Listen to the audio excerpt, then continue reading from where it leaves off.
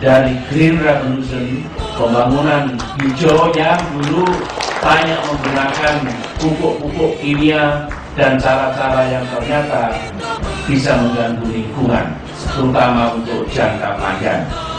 Sekali lagi, mengapa saya dukung SRT dan mari kita kembangkan seluas-luasnya, karena produktivitas naik tanpa merusak lingkungan. Itu kuncinya. Ada pepatah bahasa Inggris, seeing is believing. Lihat dulu, yakin, baru mengerjakan. Oleh karena itu pelatihan menjadi penting. Kebun percontohan, demonstration plot juga penting. Tadi Pak Solikin waktu panen bersama saya menceritakan waktu baru dikenalkan, suami istri bisa ribut ini karena yang tadinya menanam itu banyak begitu kok cuma satu. Jadi apa kira-kira kalau nggak tumbuh seperti apa?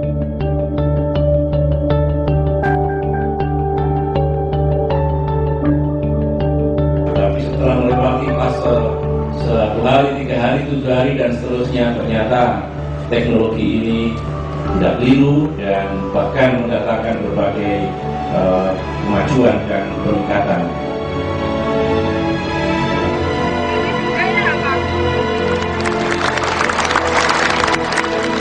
Sekali lagi, mengapa saya dukung SRT dan mari kita kembangkan seluas-luasnya, karena produktivitas naik tanpa merusak lingkungan. Itu kuncinya. Jadi saudara bertanggung jawab kepada anak cucu kita. Para generasi mendatang jangan dihabis-habiskan yang ada di tempat kita ini tanpa memikirkan nasib mereka.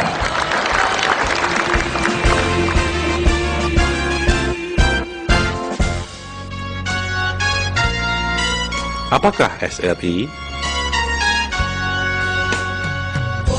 Banyak orang yang awalnya beranggapan bahwa SRI adalah suatu varietas baru, unggul, dan mampu berproduksi tinggi. Beberapa petani di Lombok bahkan awalnya menganggap SRI adalah bibit yang berasal dari Jepang. Namun, sebenarnya SRI adalah metode budidaya padi yang berusaha menggali potensi genetik yang ada di dalam padi itu, yang selama ini terpasung oleh teknik-teknik budidaya konvensional yang kita kenal. SRI adalah metode yang menekankan pengelolaan tanah, air, dan tanaman sebagai satu siklus yang utuh. Panduan budidaya padi metode SRI dalam video ini memperlihatkan tahap demi tahap yang diperlukan para petani untuk mempelajari dan memahami metode System of Rice Intensification.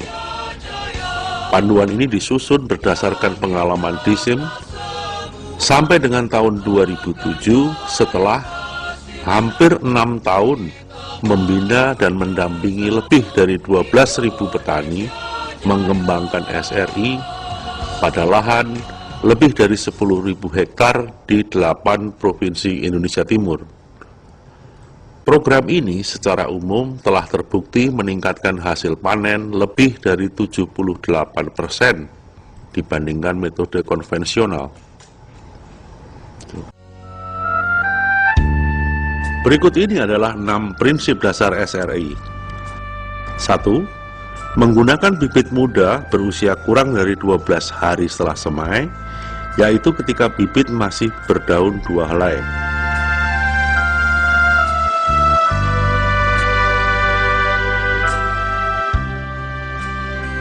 2. Tanam 1 bibit 1 lubang dengan jarak tanam 30 x 30 cm, 35 x 35 cm atau lebih jarang lagi. 3. Bibit ditanam dangkal dan dilaksanakan sesegera mungkin, diusahakan kurang dari 30 menit, dan hati-hati agar akar tidak terputus. 4. Pemberian air di petak tidak melebihi 2 cm, paling baik dalam kondisi macak-macak, dan pada waktu tertentu dikeringkan sampai tanahnya pecah-pecah. Ini biasa disebut irigasi berselang atau intermittent irrigation. 5. Penyiangan dilakukan sejak awal ketika umur bibit 10 hari dan diulang 2-3 kali dengan interval 10 hari. 6. Sedapat mungkin menggunakan pupuk organik, yaitu kompos atau pupuk hijau. Namun hal ini bukanlah suatu keharusan.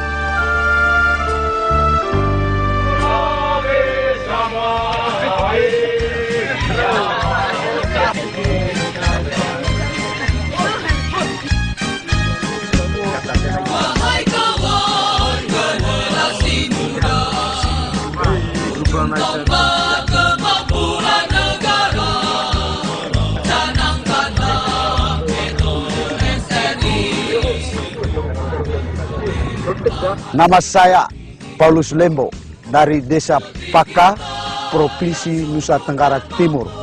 Kami sudah tanam cara padi SRI sebanyak 13 hektar. Barusan kami panen ditimbang 7,11 ton per hektar. Yang biasa non SRI 3,4 ton per hektar.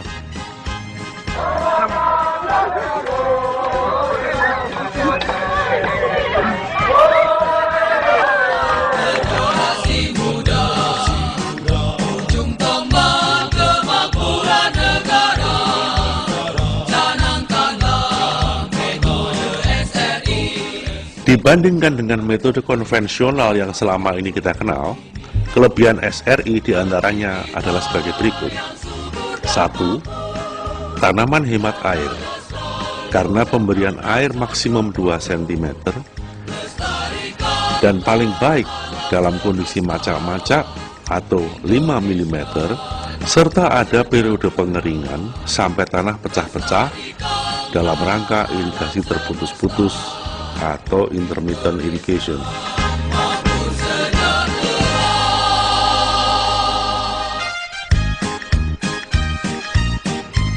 Dua, hemat biaya. Kebutuhan bibit hanya 5 kg per hektar. Tidak memerlukan biaya pencabutan bibit, tidak membutuhkan biaya pindah bibit, serta tenaga tanam berkurang. 3. Hemat waktu. Karena bibit ditanam lebih muda, antara 5-12 hari setelah semai, maka pada umumnya panen lebih awal. 4. Produksi dipastikan bisa meningkat apabila teknik budidaya SRI diterapkan secara benar dan tepat waktu. Produksi di beberapa tempat bahkan mencapai 11 ton per hektar. 5. SRI adalah metode budidaya padi ramah lingkungan.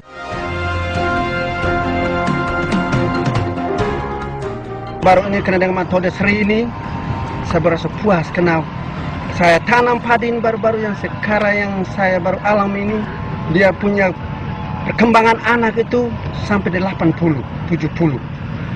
Dan dia punya hasil, dia punya ketinggian 5-140 cm. Itu ketinggian saya sampai di sini.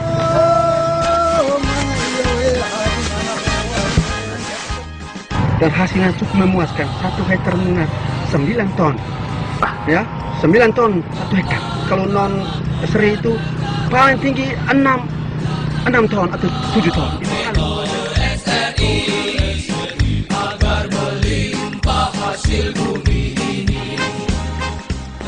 Silakan mengikuti panduan budidaya padi.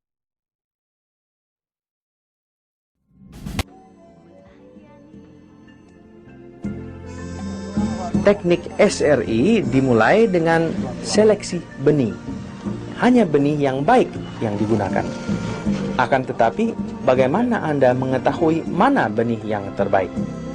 Pada dasarnya, benih yang terbaik adalah bijinya yang paling padat.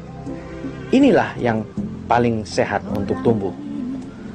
Larutkanlah 150 gram garam pada 1 liter air ke dalam sebuah baskom kecil. Masukkan segenggam benih padi. Benih padi yang mengapung adalah tidak baik dan dapat disingkirkan dari permukaan air dan dibuang. Biji padi yang tergelam adalah yang lebih padat dan itulah yang nantinya tumbuh sehat, merata, dan menjadi tanaman yang kuat.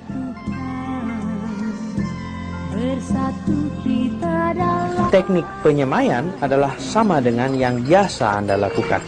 Namun, ada baiknya mengulangi beberapa peraturan yang pada umumnya berlaku. Buatlah suatu tempat penyemaian pada tanah yang lebih tinggi. Tentunya, keadaannya harus kering tetapi dengan syarat mudah diairi secukupnya. Bahan kompos haruslah digunakan dalam persiapan penyemaian untuk memaksimalkan pertumbuhan benih. Sebarkan benih agak longgar dari yang biasa Anda lakukan. Hal ini akan memudahkan mencabutnya dan memisahkan dari benih yang kecil nantinya. Bedeng-bedeng untuk benih tadi ditutup dengan daun-daun yang seperti jerami, padi, atau daun pisang untuk memberikan benih bertunas di tempat yang cukup teduh.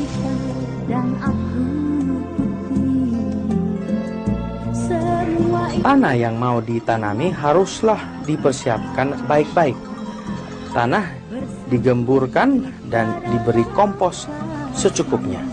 Setelah itu, diratakan dengan alat penggaruk dengan baik seperti yang biasa Anda lakukan. Teknik berikutnya adalah menarik garis dengan alat penggaruk. Alasan untuk ini akan diberitahukan kemudian. Prinsip yang paling utama tentang SRI adalah pertumbuhan akar yang kuat, yang merupakan kunci kepada tanaman yang sehat. Tanah yang baik dan kondisi air, demikian pula jarak tanam yang baik, membuat akar tumbuh besar, dalam, dan kuat, serta memberikan kesempatan tanaman untuk memanfaatkan lebih banyak bahan nutrisi yang beraneka ragam. Tetapi, bagaimana Anda memperbaiki cara akar tumbuh? Beberapa hal yang praktis dapat menolong. Biasanya, para petani memindahkan benih yang berumur 20-30 hari dari penyemaian ke lahan sawah. Ini disebabkan karena mereka berpikir bahwa lebih tersebut akan lebih tahan hidup. Sebenarnya, benih yang lebih tua telah kehilangan banyak potensi untuk bertumbuhan batang dan akar yang sehat. Dengan teknik SRI, kita memindahkan benih pada waktu masih sangat muda, yaitu sekitar umur 8-12 hari saja.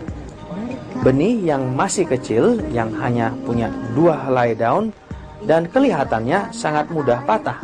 Namun, bila ditangani dengan hati-hati dan dengan teknik tambahan, maka benih ini memiliki potensi tumbuh dan menghasilkan 50-60 anakan padi per rumpun.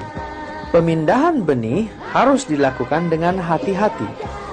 Benih yang kecil harus diangkat dari penyemaian dengan menggunakan alat sendok semen atau plat besi atau papan dan sejenisnya sebagaimana terlihat dalam gambar untuk menjaga sebanyak mungkin tanahnya tetap melekat pada akar.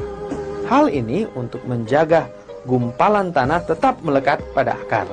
Gumpalan tanah tersebut mengandung cukup makanan bagi tanaman muda untuk pertumbuhan awal.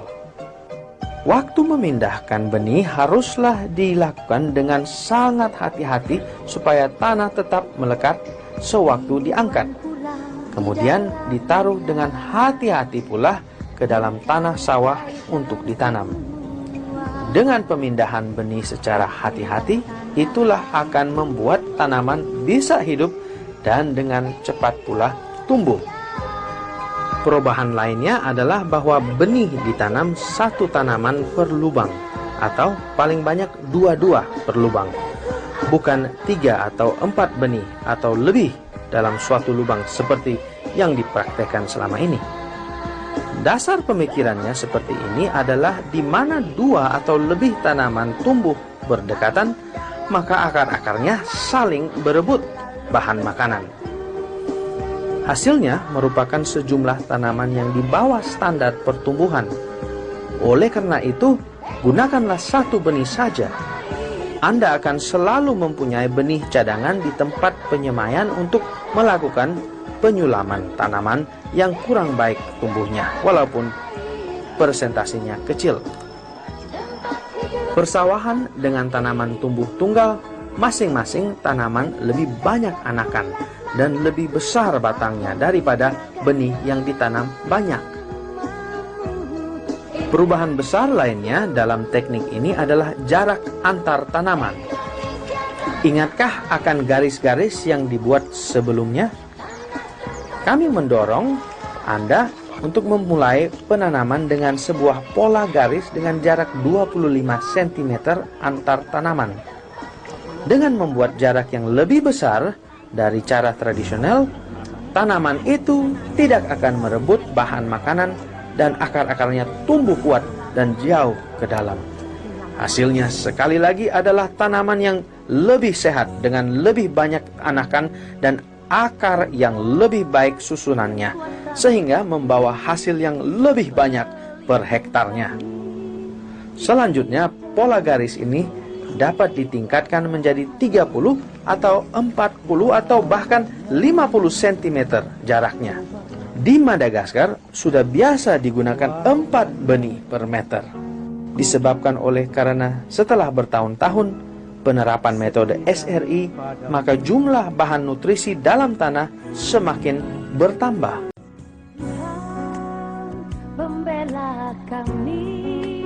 Prinsip utama kedua adalah bahwa tanaman memerlukan aerasi tanah atau penyerapan udara yang baik, paling tidak pada tahap pertumbuhan awal.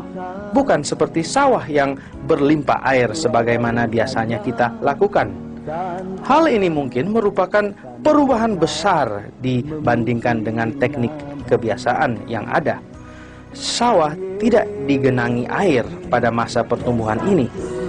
Malahan, sawah itu dijaga tetap lembab atau macak-macak. Hal ini menjaga supaya tanah tetap mudah menyerap udara dan dengan demikian oksigen dan nitrogen mudah berada sekitar akar. Pemikiran di balik teknik ini adalah sesuatu yang sederhana. Padi sebagaimana tanaman lainnya perlu bernapas. Jika ada lapisan air, maka hal ini akan memutus jalur oksigen yang diperlukan akar untuk tumbuh dan tetap sehat.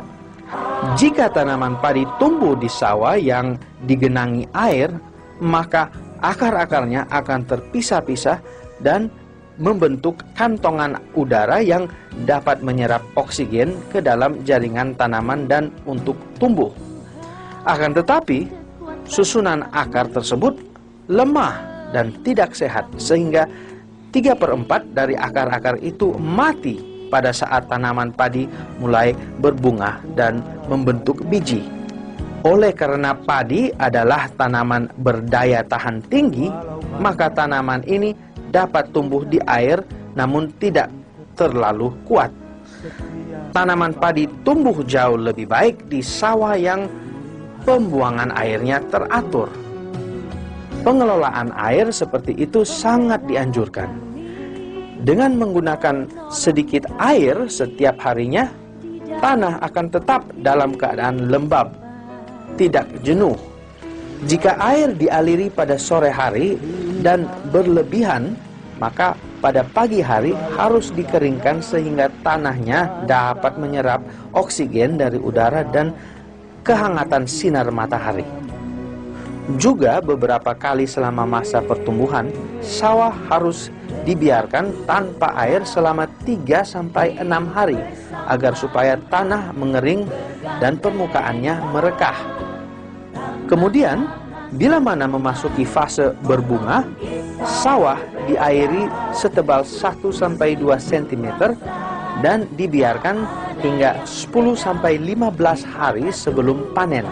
Pada saat itu, sawah dikeringkan dan tetap kering sampai biji padi masak.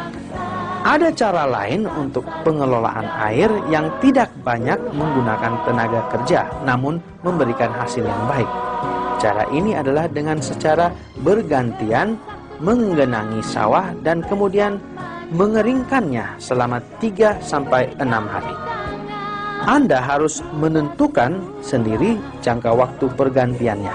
Tetapi, kerjakanlah dengan dasar pemikiran bahwa tanah itu harus macak-macak dan bukannya jenuh.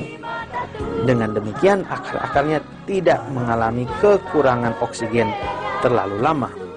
Paling lama, seminggu digenangi air, akar-akar tanaman padi dapat bertahan sebelum akhirnya rusak. Inilah perbedaan yang paling besar dari cara yang biasa Anda lakukan untuk bercocok tanam padi. Percayalah, dengan cara ini Anda akan berhasil.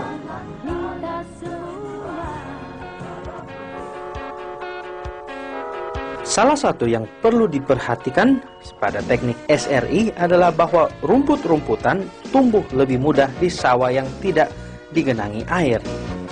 Menyiangi rumput harus ditangani sungguh-sungguh. Penyiangan membantu proses pengikatan udara pada tanah yang tentunya sangat baik untuk tanaman padi dan juga membantu akar untuk mengembangkan diri. Penyiangan akan menghambat rumput-rumputan bersaing dengan tanaman padi untuk memperoleh bahan makanan. Penyiangan memang akan membutuhkan tenaga kerja, namun keuntungan yang akan diperoleh akan melebihi nilai dari tenaga kerja yang dibutuhkan. Dibutuhkan minimal 2 kali penyiangan dengan tangan sekitar 10 hari setelah pemindahan benih, merupakan keharusan. Namun banyak petani mendapati bahwa penyiangan tambahan sangat menguntungkan, yaitu untuk aerasi tanah, karena saat yang sama mereka mencabuti rumput-rumputan tersebut.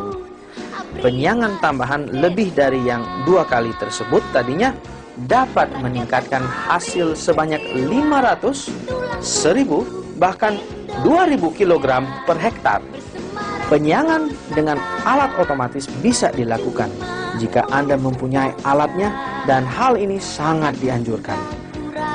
Alat penyiangan seperti ini sangat bermanfaat untuk aerasi tanah, dan keuntungan lainnya adalah rumput akan terkubur sehingga menjadi kompos dan menjadi bahan makanan bagi tanaman padi. Alat penyiangan sebenarnya murah dan penggunaannya sangat dianjurkan. Hati terharu menyambut kedatangannya. Prinsip kunci yang ketiga dari SRI adalah tanah yang sehat. Untuk tanah menjadi sehat, haruslah gembur dan tidak padat dan mempunyai bahan organik untuk mendukung kegiatan secara hayati atau biologis. Yang dimaksud dengan kegiatan hayati adalah berbicara tentang jutaan bakteri yang sangat kecil, tentang jamur dan hewan bersel satu yang memanfaatkan bahan-bahan organik tadi. Beberapa jenis kehidupan ini memberikan manfaat kepada tanaman padi dan membantu dalam menjaga keseimbangan hama dan penyakit. Makhluk hidup kecil yang tidak kelihatan ini menolong juga untuk menjaga kesuburan tanah. Hal ini dikarenakan oleh beberapa jenis mikroba di daerah akar tanaman padi dapat mengambil nitrogen dari udara dan merubahkannya menjadi bentuk yang dapat diserap oleh akar padi tersebut. Hal ini merupakan bentuk pupuk nitrogen gratis dan sangat berfaedah bagi pertumbuhan tanaman. Yang Anda perlu sediakan adalah kompos. Kompos menyediakan bahan makanan bagi mikroorganisme dan hewan yang lebih besar seperti cacing tanah, semut, dan rayap. Makhluk hidup ini membuat tanah semakin subur dengan cara menciptakan tabung udara dan membantu menguraikan bahan-bahan organik yang digunakan oleh tanaman padi. Para petani sering mendapati bahwa cara terbaik untuk menggunakan kompos adalah dengan memakainya di sawah pada musim sebelum mereka menanam padi. Seringkali hal ini dilakukan pada pertukaran musim tanam seperti menanam palawija. Dengan pemanfaatan di antara musim tanam, hal ini juga membuat terjadinya dekomposisi, di mana tanaman kembali ke bentuk bahan organik sederhana. Dengan pemanfaatan di antara musim tanam, hal ini juga membuat terjadinya dekomposisi dari kompos itu sendiri yang menguntungkan bagi penanaman padi selanjutnya. Kompos pada dasarnya adalah dekomposisi bagian-bagian tanaman, dan setiap bentuk kompos adalah lebih baik daripada tidak ada sama sekali. Pada akhir dari tayangan video ini akan ada video lain tentang produksi bokashi, suatu jenis pupuk yang cepat dan secara ringkas. Teknik SRI adalah segala sesuatu tentang tanaman yang sehat. Jika ada suatu susunan akar yang besar dan sehat yang tumbuh di tanah subur dengan aerasi yang baik, maka tanaman padi akan berkembang dengan anakan yang lebih banyak, yang tentunya lebih subur. Batang yang subur akan menghasilkan lebih banyak dan lebih besar butir-butir padi. Teknik SRI adalah tentang ide dasar bagaimana tanaman tumbuh dengan cara yang terbaik. Idenya bukan sebagian-sebagian, melainkan sesuatu yang bersama-sama, sehingga memberikan dampak saling berkaitan. Itu sebabnya para petani yang menggunakan teknik SRI dapat memperoleh keuntungan yang luar biasa dengan hasil dari tanaman padi mereka. Kami juga harus mengingatkan Anda bahwa hasil awal akan kelihatan tidak baik. Mungkin Anda berpikir tanaman itu kelihatan lemah dan mutunya jelek. Akan tetapi, hal itu akan berubah. Inilah apa yang dialami salah seorang petani. Saya dulu sebelum ada metode SRI itu nanam sawah itu kurang berhasil. Sekarang semenjak ada program SRI, saya mencoba sedikit. Dari ukuran itu saya ada peningkatan yang bagus gitu, yang bisa berpenghasilan tinggi. Terus saya nyoba lagi 1/4 hektar, bisa dapat hasil 1 ton 800. Tapi sebelum memakai SRI cuman 1 ton 100. Sekarang ini saya mau mencoba mengajak kawan-kawan untuk pakai metode SRI supaya peningkatan hasil lebih bagus. Marilah kita ulangi lagi teknik-teknik tersebut. Pertama-tama, pilihlah benih yang paling baik dengan menaruhnya di dalam air garam. Benih yang baik akan tergelam karena lebih padat dan akan tumbuh lebih baik. Tambahkan kompos atau bokashi atau jenis kompos lainnya ke sawah untuk memberikan lebih banyak bahan organik. Hal ini akan menolong untuk memelihara struktur dan kesehatan tanah yang baik. Siapkan sawah dengan baik. Tanamlah benih yang masih sangat muda, sebaiknya 8-12 hari. Pindahkan bibit yang mudah ini dengan cepat dan hati-hati dari penyemaiannya ke sawah. Jagalah akar-akarnya agar tidak rusak. Tempatkan bibit sedemikian rupa di tanah supaya dengan cepat bisa bertumbuh. Tanam bibit dengan jarak paling sedikit 25 cm sebagai permulaan. Tanam bibit satu-satu per lubang. Bibit tunggal ini akan tumbuh lebih kuat. Jagalah persawahan diairi dengan baik dan hindarkan genangan air selama masa pertumbuhan hingga masa berbunga. Setelah itu, sawah dapat digenangi air sekedarnya, yaitu 1-2 cm, dan keringkan 10-15 hari sebelum panen untuk memberikan waktu bagi padi menjadi masak. Siangi sawah paling tidak 2 kali, baik dengan tangan atau lebih baik lagi dengan alat penyiangan mekanis. Beberapa dari Anda akan tertarik dengan apa yang Anda saksikan. Yang lain akan berpikir dulu. Di latar depan adalah tanaman yang tumbuh dengan teknik SRI. Yang lain di latar belakang adalah dengan cara tradisional. Inilah apa yang para petani katakan tentang bercocok tanam padi dengan teknik SRI. Dan inilah beberapa dari pertanyaan yang para petani tanyakan tentang teknik SRI. Yang pertama, belum tanam seri para bapak dan ibu sekalian. Kemarin 1 meter persegi hanya mendapat 7 on. Namun setelah kami mengikuti pola seri, yaitu dalam adra masuk ke kampung kami, pada saat ini 1 meter persegi mendapat 10 on per meter persegi. Jadi pada saat ini kami sangat bangga. Kami mendukung Anda untuk menghadiri setiap pertemuan tentang SRI yang dilaksanakan di daerah Anda, dan kami selalu mengundang untuk diskusi tentang teknik ini. Ahli penelitian padi, Anies Changgani, mempunyai sesuatu yang harus dikatakannya tentang SRI. SRI ini mengejutkan bagi petani, bahkan bagi sebagian teman-teman peneliti. Umumnya petani tidak percaya bahwa dengan menanam bibit muda yang tunggal itu kita akan mendapatkan hasil lebih baik, apalagi dengan penambahan bahan organik. Namun setelah mereka melihat hasilnya di lapangan, mereka terkejut. Wow, kok bisa demikian ya?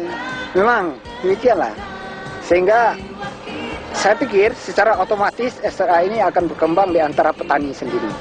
Karena mereka melihat dan mencobakan dan mengetahui hasilnya. Jika Anda ingin menerapkan metode SRI untuk menanam padi, ada baiknya luangkan waktu, memperhatikan video ini lagi dan membuat catatan tertulis. Jika Anda kurang yakin, ada baiknya terapkan teknik ini pada sebagian saja sawah Anda. Dan lihatlah sendiri perbedaannya. Kami sangat menganjurkan adanya suatu masa eksperimen akan teknik-teknik yang berbeda untuk melihat manakah yang terbaik bagi Anda. Sebagai contoh, Anda mungkin memperoleh hasil yang lebih baik waktu menanam benih dengan jarak 30 cm daripada jarak 25 cm. Cobalah semuanya dan lihatlah mana yang berhasil untuk lahan Anda. Akan tetapi, pertanyaannya adalah, jika kami sanggup menjamin dengan mutlak keberhasilan di lahan Anda bila teknik ini digunakan, dapatkah Anda menolak untuk mencobanya? Tim dari ADRA Indonesia ingin supaya Anda memperoleh sukses yang terbaik, dan kami siap menerima umpan balik dari Anda tentang teknik ini. Selamat untuk keberhasilan.